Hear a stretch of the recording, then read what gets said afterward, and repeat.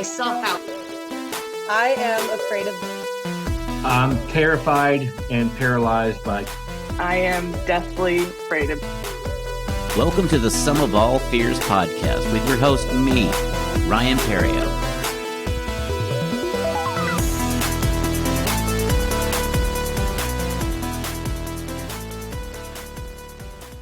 Hello, and welcome to the Sum of All Fears podcast. I'm your host, Ryan Perrio. This week, my guest is Colleen Mitchell.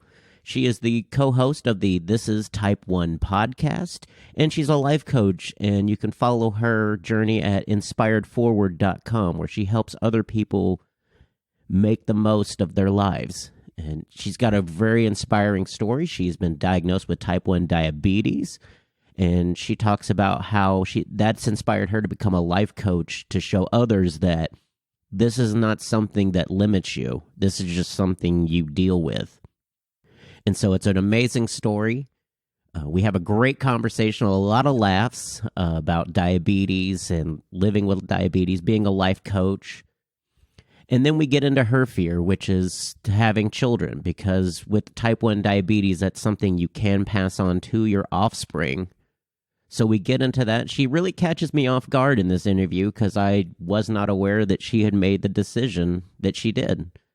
And so you'll see in the interview as she mentions it, how off guard I'm caught. It's still a fun show, so let's get into my interview with Colleen Mitchell.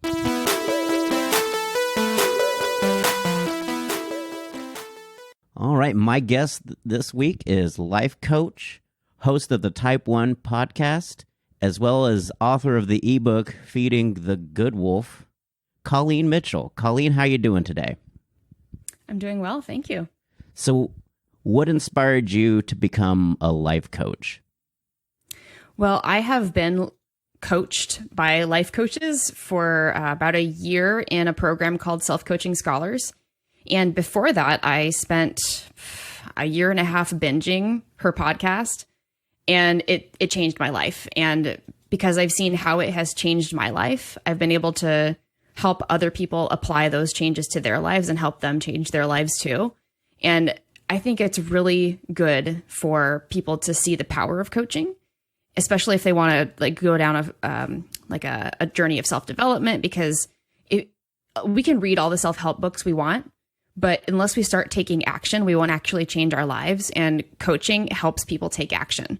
So that's why I started doing it, is to help people change their lives by taking action.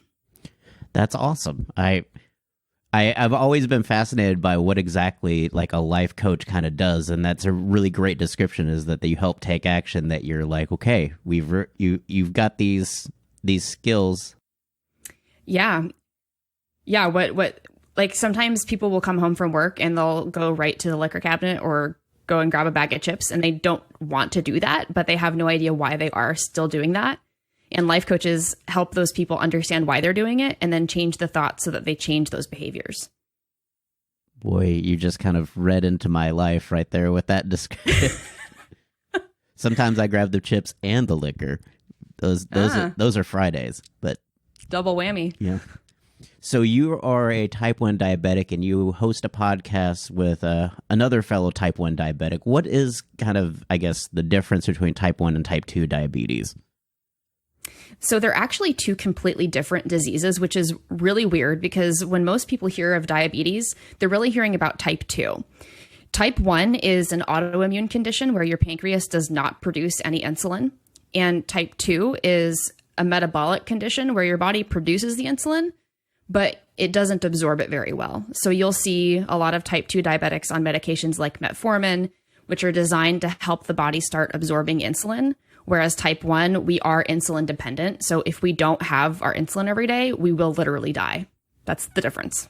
That's a very stark difference. So do you have like a regulator that kind of regulates the insulin, like a device, or? I do. I wear an insulin pump, and that is connected to a continuous glucose monitor.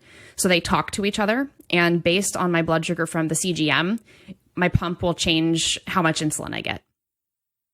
That's got to be, and I love how your podcast is, because I can see how that, because your podcast is how do you live life with this. It's not who I am. It's just something I deal with on a daily basis. And it could, I feel like that could be kind of, I guess, a mental way, just kind of limiting feeling like, oh, I've got to wear this now for the rest of, I've got to deal with this. I've got to learn how to read glucose. And yeah, a lot of newly diagnosed people, because like half of all new diagnoses now are adults, which is insane.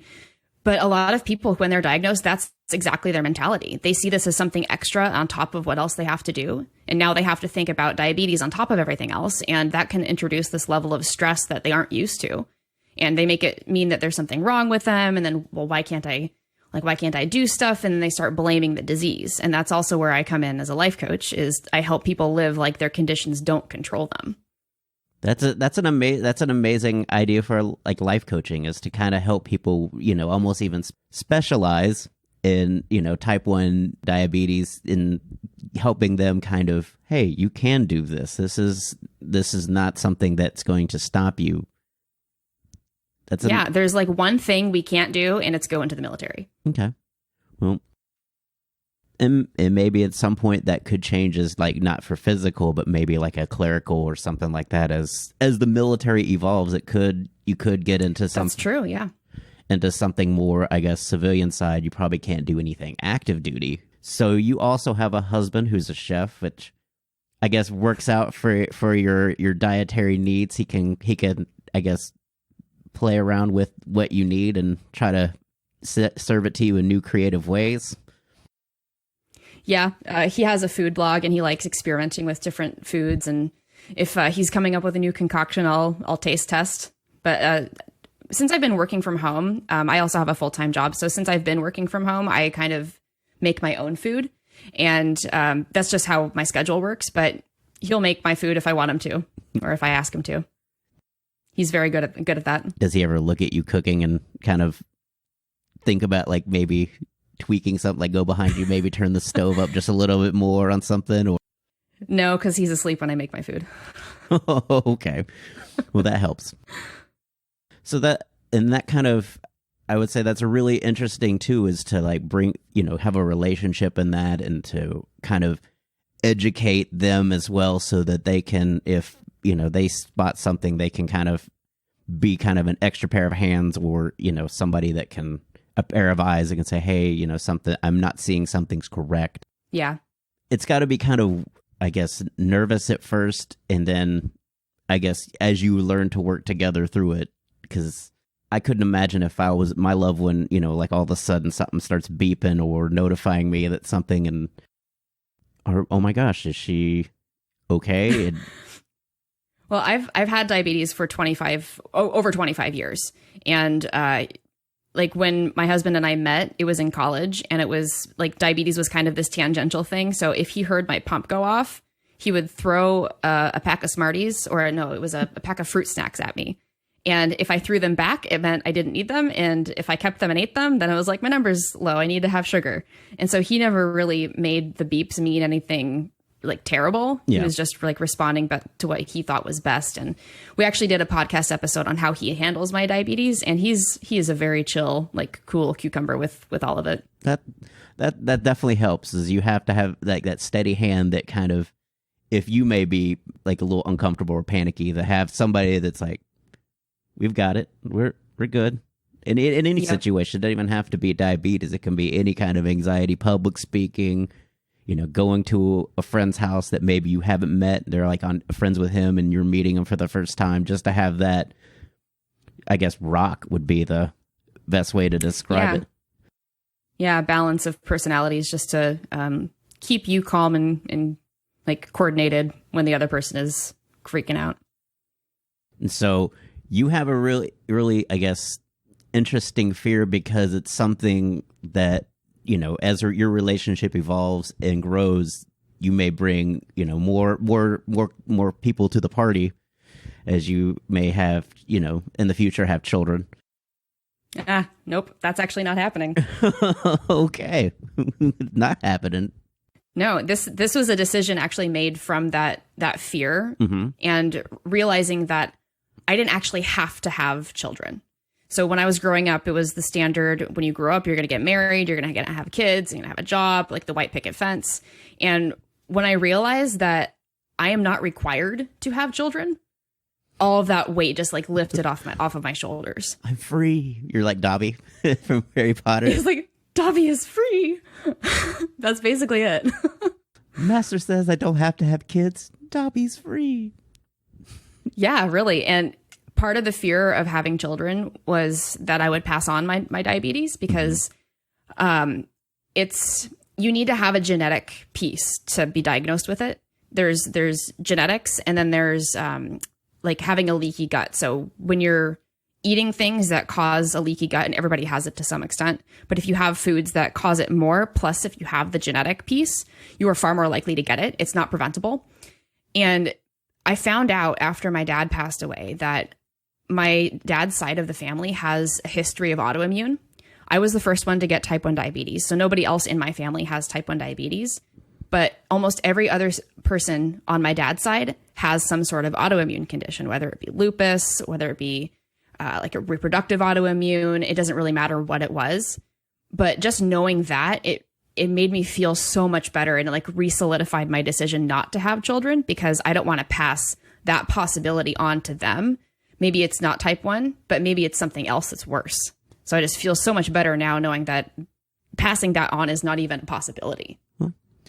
And I couldn't imagine living with that burden, because as a mother, you feel like you're wholly responsible for everything your child is, that you've made this. And so I totally get that. Like that would keep me up at night, too. Like what if they get this defect from me, or I have this wrong with me? What if they have it? How am I going to explain to them, or how am I going to let them go? Like imagine letting them go to school and just knowing that maybe that something, if they had type 1, that something may go wrong with their pump, and I'm not there to act. Yeah.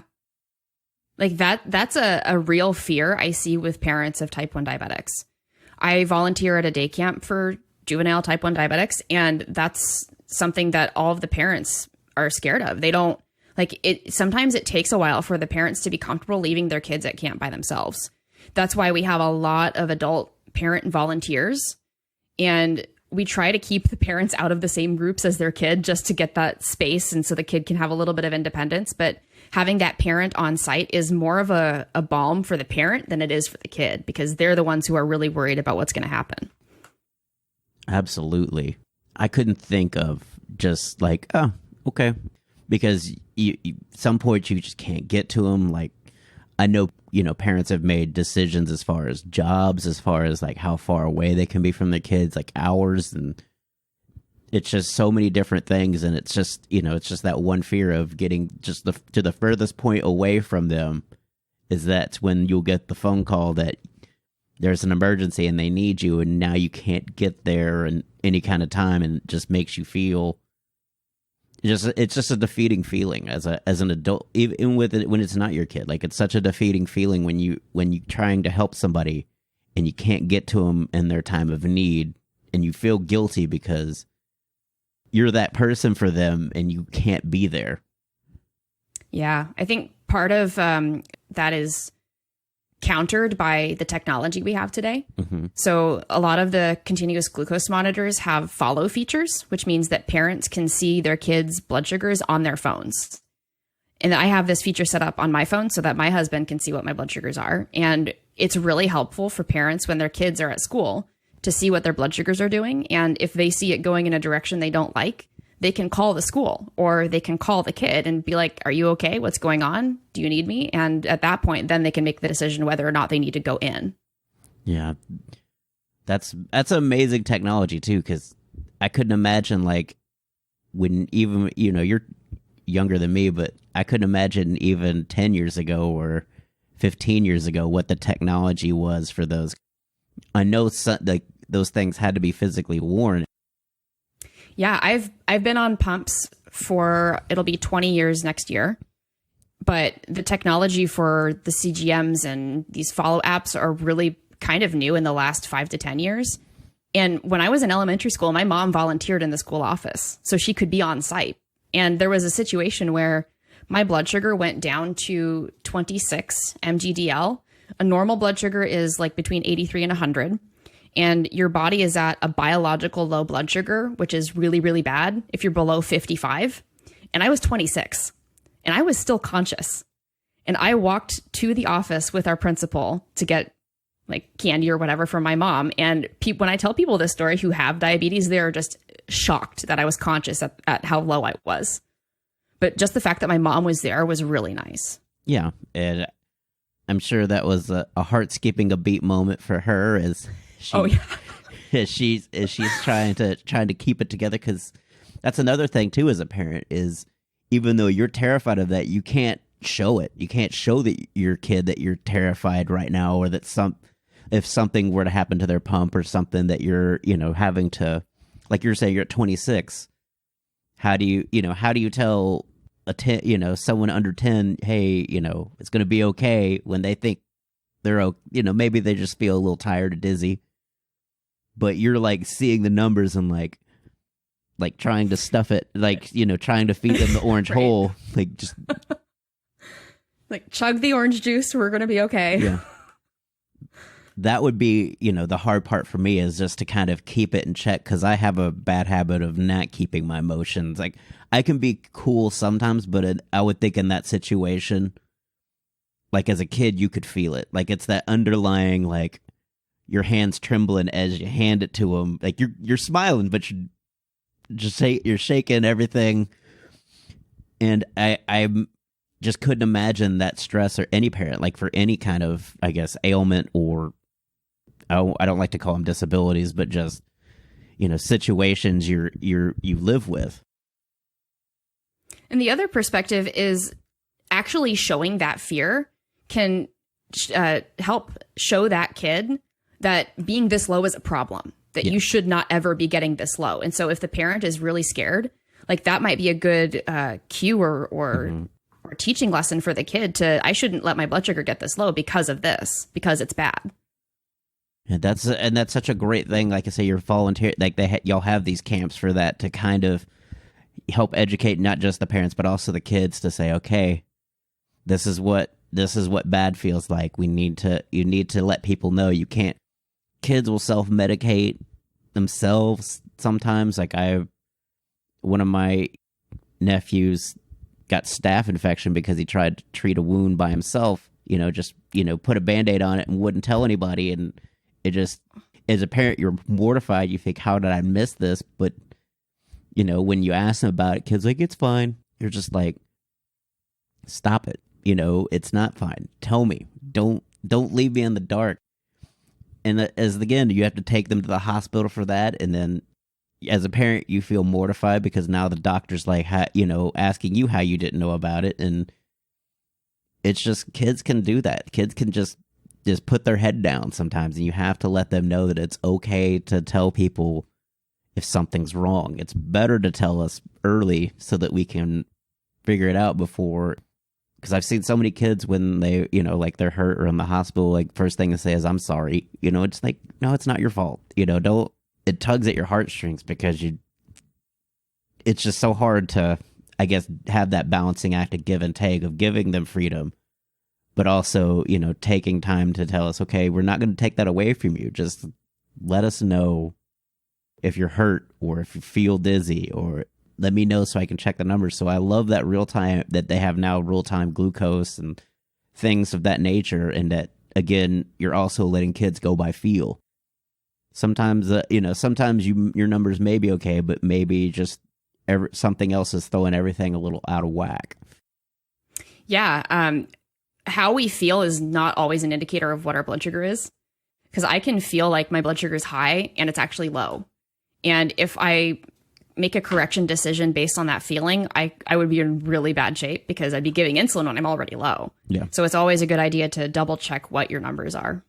So as a life coach in dealing with that, it's got to be a great motivating factor to show people, like, this is what I've overcome. And it's got to be it's almost like a resume builder as you look at this, like, look, I managed to write a novel. I'm a life coach. I do, volunteer work.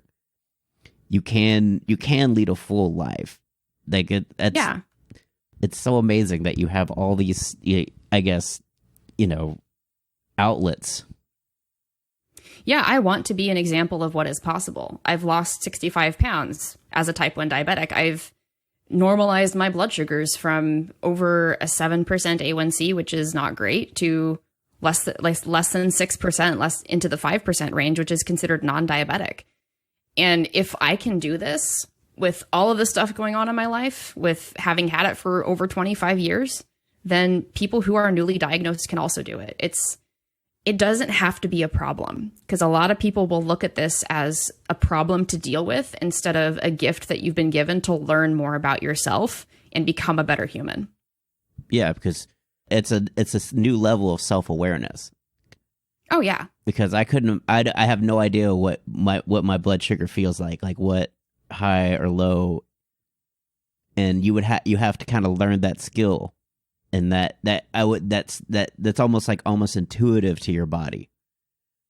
Yeah, and if you're actually interested in learning what your blood sugars are, you can get the Freestyle Libre flash glucose sensor, which is basically, it's kind of like a CGM. You just hold your phone up to it and it reads your blood sugar, and you can get one of those at like Walgreens just to try it out and see what your blood sugars are and see how your blood sugars respond to the food that you're eating, to the exercise that you're doing, to the stress you're under. Having that metric will show you so much about your life, and then it'll give you places where you can use that awareness to change what's going on. Because you might find out that your blood sugar spikes really high after you have a bowl of pasta, and you feel really bad in that moment, but you didn't know why before because you didn't have that metric. It's amazing to because it's not just for people with diabetes. It's literally for everyone. And just because you're not diagnosed as diabetic doesn't mean you can have, like you said, those peaks and valleys of high blood sugar, low blood sugar. I know when I'm hungover, I definitely have low blood sugar at that point. I felt that dehydration. Usually what I'll do is I'll make some herbal tea and put sugar in it, and it tastes like a peppermint because I use like mint medley. And that's kind of how I recuperate at a quick level. It may not be the most healthy, as you silently sit there and maybe not, but I mean, as a type 1 diabetic, when my blood sugar is low, I have a roll of Smarties. Mm-hmm. Like I buy Smarties in bulk because that's my low snack of choice. But I also know that if I have too many of them, my mouth will feel disgusting, especially overnight. Like if I have to have too many of them overnight, then I wake up feeling like my mouth is like dry and gross. So I also know that about myself, and that makes it easier to try to avoid it when I can. I'm surprised they still make Smarties. Like that's really like I can't. It's like all I can think about Smarties is Halloween. It's like on a scale of 1 to 10, it was like the 5 candy to get. Like it wasn't the greatest. Like Sweet Tarts were way better. Like I'm pro Sweet Tart, so like I love the Tums pack of 3 Sweet Tarts you would get, but it's like Smarties. Like okay. These people weren't hip to the candy game, but they at least gave an effort. Like they didn't just give you candy corn or an apple, which was like the insulting Halloween gift. It's like like you're making a judgment call. Like I need that 15 pound bag of candy. Like, and I just remember Smarties like, oh, these are. You'd start a roll, you'd have to finish the whole roll. You can't just leave like you can't like take 1 or 2. I don't know. I'll use half a roll sometimes if my blood sugar just needs a little bit of a bump. I'll do half a roll and roll up the rest and leave it for later. Like they kind of all taste the same, but then they kind of don't. Like the white one, I think, is pineapple.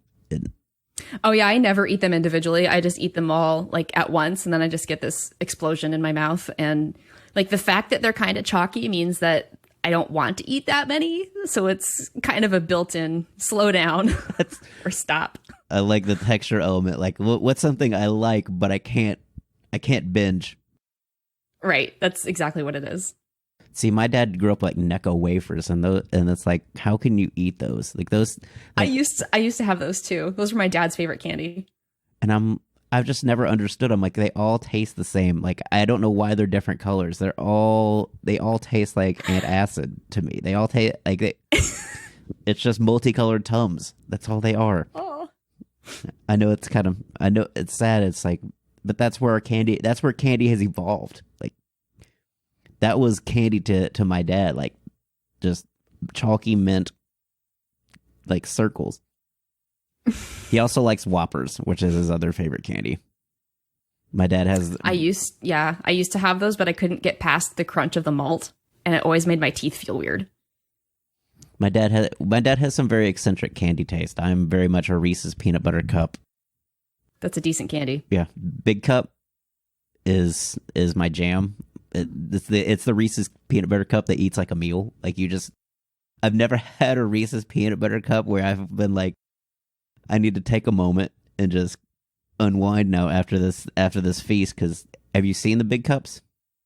No. So I don't know if maybe it's only Texas. Maybe we're just more prone to poor decisions. But they have a Reese's Big Cup, and it's like 2 Reese's peanut butter cups stacked on top of each other. So it's like about that big. So it's got some heft to it. Oh, man. You only get one. Like, if the king size is 2, and so after 2 of those, it's like you just had a light lunch. That's how much they impact your appetite. Like, I can feel my blood sugar going up just thinking about that. For Valentine's Day, they had pound Reese's peanut butter cups, like 1 pound Reese's peanut butter cup. Oh. For the romantic. Real romantic. It's a sugar rush. Yeah. So you have to monitor your candy intake for sure. Like, you can't just binge. You can use it as a boost, or, to kind of. Yeah. So when I went low carb, I learned that I am very sugar sensitive. And because I've been low carb for like 5 years now, I have anything sweet is too sweet. So that's why my only candy is the Smarties, and those are only for low blood sugars or to keep myself from dropping low if I'm going to go on a walk or something like that. So I don't have any other candy. Like, candy's just not part of my life. And that's fine. I mean, there are people that just that are not. I'm not a big candy guy. Every once in a while, like I will have that craving for candy. The day after Halloween, I'll go through the store and be like, oh, this pound bag of Halloween candy's $1, and I'll pick one of those up, and I'm still munching on it today. But it's interesting how you can change your habits. Like, you've gone low carb, which means probably little to no pasta. No pasta. Nope. No pasta, no bread, nothing like that. So it's basically protein, veggies. Yeah, a lot of meat, a lot of cheese, a lot of eggs. Middling on the vegetables. I need to get better about that. A lot of fat sources. So I'm really heavy on olive oil. I'm really heavy on salt. Heavy on heavy cream. That's my favorite for coffee now. I used to put artificially sweetened sweeteners in there, so like no sugar, vanilla, and stuff like that. But I found over time that I'm really sensitive to the artificial sweeteners too, which is so much fun. And so now I'm like off the artificial sweeteners. It's kind of bland for people who are used to having a sweet tooth. Yeah, I try to stay away from artificial as well, mostly because I was a drinker before I did comedy, and one of the things I would drink was a rum and Diet Coke, and because it was NutraSweet, your body doesn't know how to process that sugar, so it would keep sending the unprocessed sugar along with the alcohol through your system over and over, so it wouldn't process out, so you would just stay in an inebriated state longer. Oh. And so as I got older and realized, like, that's probably not healthy, that your body doesn't know what to do with it, so it just it sends it through again and says maybe it's something I can use next time. And so even when I drink soda on the rare occasions, I try to only get pure cane soda and stuff like that. Like, let me have the devil I know versus the devil I don't. Because I'm always worried, because as a kid, you drank Tab, and then saccharin they found long-term effects that maybe, initially they didn't find, and now all of a sudden these longer, as it's been out longer. And so I've always just kind of stayed with plain old sugar. Yeah, and if you're really in tune with your body, so I did an elimination diet where I was able to kind of reset my taste buds and found that I'm really sensitive to some other things. But if you can do that, then you'll get really aware of how the artificial sweeteners affect you. I found that I am no longer able to tolerate erythritol, which is one of the supposedly best artificial sweeteners out there. And I know within like a couple bites if I've had it because I'm instantly nauseous. And so if you're really in tune with your body like that, you can figure out which ones are good for you and which ones are bad. And I feel, again, that comes from a skill and, just of knowing your body. You have to on a reactionary level. It's like, okay, like dietary wise, you have to kind of be on kind of a guard because if something could either spike or I guess take away sugar, since you're not having children, I mean, that's got to be a huge burden. That's probably the biggest way to alleviate that fear whatsoever. Oh, yeah. 100%. I mean, if you look at the overall cost of having kids, it's not just financial. It's like mental, emotional, and like it costs your career if you are on a career path like that. I've made the decision that not having kids is the best for me. Like other people can have their opinions. And actually, when I told my parents, they were like, "Yeah, we agree. You probably shouldn't have kids." I'm like, "Thank you. I'm glad you agree." It's like, wait a second. Now I got to rebel, and now I'm going to show you. Yeah, that's not in my personality, and I wouldn't ever like have a kid just to like prove something. You definitely get some proof with an offspring. Like you would have a little you. Yeah, and I have a niece, and she actually looks just like me, which is hilarious for me making fun of my sister. But having a niece is enough. Having kids at diabetes camp is enough. I don't need to have my own kid to get a dose of kids every now and then. Yeah, you come home. You can. Those are the kids you can enjoy and then give back. Give back. Yeah, that's why I was telling my when I talked to another guy, he was talking about his legacy. He was like, his fear was, I'm becoming the centerpiece of my family because when I was a kid, my grandmother and grandfather were kind of the center of the family, and he wants to pass that on to his kids, to kind of be that. He's afraid of what they'll think of him after he's passed. And that was something I was like, well, you kind of, they take after you. And like, that's why I think that's why grandparents seem like they're so great with grandkids, is because they've made all the mistakes with the regular kids. It's like, here's what we've learned. Here's the upgraded version of how we can do this. And it's like, oh, you were awesome. Why weren't you like this with me? Well, you were our first try. You're the oldest. Right. We just get better as we go. Yep. My grandma used to have a one of those like knick-knack tile things or whatever. It said, if I'd known being a grandma was so fun, I would have done that first. Yeah. And I loved my grandparents. They spoiled me a lot.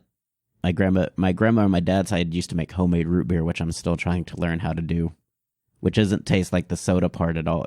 It was a real downer when I first tried it because as a kid, you're thinking, oh, she's going to make like A&W fizzy, delicious root beer. And she made like this root beer Kool-Aid that tasted watered down. And the first taste was, oh, this is not what I expected. Disappointment.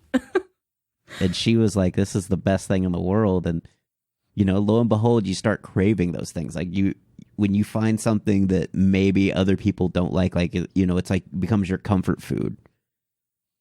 And it may not be everybody's, but you adapt to it and then you kind of miss it. It kind of becomes nostalgia when you do have it. You have it in those small doses and it feels so good.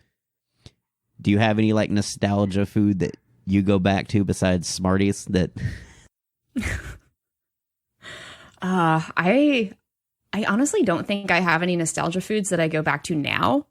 But if I was going to have a nostalgia food, it would be the Costco macadamia nut clusters with like milk chocolate, because my grandma always bought those. She loved them. We both loved them. And I could not leave her house without her shoving like a bag full in my hands before we left. So that would be my nostalgia food, but I choose not to have it anymore because it would mess up my blood sugar so bad. It's amazing. She just just take them with you because I feel like she must have felt guilty that she got so many. Oh, I don't know if she felt guilty. She just wanted us to leave with a bag full of food. Like she would give us those individually packaged Rice Krispie treats. She would give us pretzels. She would give us the macadamia nut clusters. We couldn't leave without snacks. It's like Red Riding Hood, just with a basket full of goodies. Pretty much. Well, this has been an awesome conversation, Colleen. I appreciate you doing this. Where can people find you on social media if they wanted to look up the type 1 diabetes and all that information? So I have a couple Facebook pages. I have a Facebook page called This Is Type 1 with the numeral 1, and also Inspired Forward. And I think you can find all of these links on my website, which is inspiredforward.com. Awesome. Well, I look forward to talking to you again. Maybe we'll have another fear here down the road you want to share with me. Probably. Thanks again. Thank you. So that was Colleen. Man, we had a lot of jokes about candy and just life in general. It's a very inspiring story. I enjoy that she's made a decision on not having kids. Even though that caught me off guard, I wasn't aware that she had totally ruled that out before I started this interview. So I thought, if you do have kids, or I was under the impression that maybe she did want to have children and just was, apprehensive considering she's type 1 diabetic. But it tells you how much of a peace of mind you can put fears like that when you can make decisions like that and be good with that decision, not just okay, but good. Like, yeah, I don't want to have children. Okay. No one's making you have children. There's no, I guess what would be the word I'm looking for? Real reason to have children. And so without, that motivation or desire, and to have a condition that, again, you could pass on to your next of kin, yeah, it makes all the sense in the world. And you can live your life and not have to feel that pressure or, feel like you have to, continue the line. I am the last of my, line in my family, and I haven't had kids, and I'm 44. So if I do have kids, I will be, old by the time they get to their early 20s. And so it just becomes maybe it's not meant to be, and that's totally fine. And it's okay to feel that way. So this week I am in Oklahoma City. I am sitting in the comedy condo at this point. The other comic on the bill has went out for food, so I am here alone.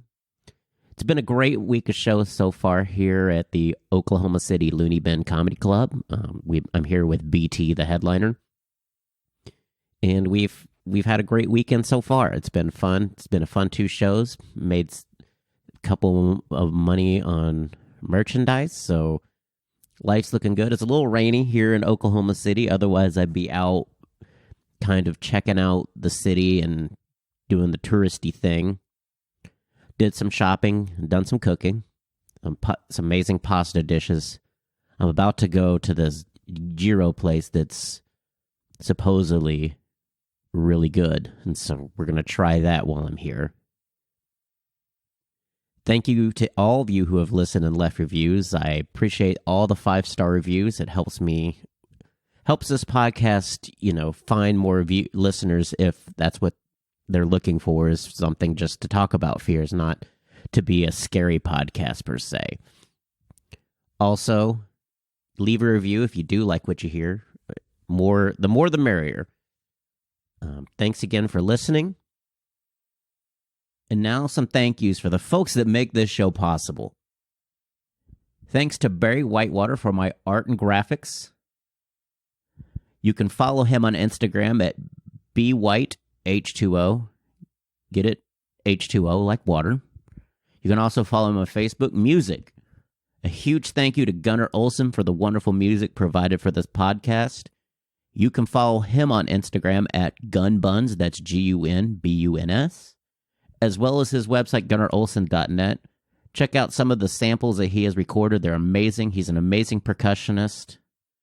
If you want to follow the show, we've got a Facebook group, Some of All Fears. Instagram, Twitter, you can find us at Some Fear Fans. If you have some feedback for the show, email me at somefearfans, SOMEFEARFANS @gmail.com. I'll be happy to take those into consideration. Also, if you'd like to be a guest, email me at somefearfans@gmail.com. We can try to iron out some details and get that settled in.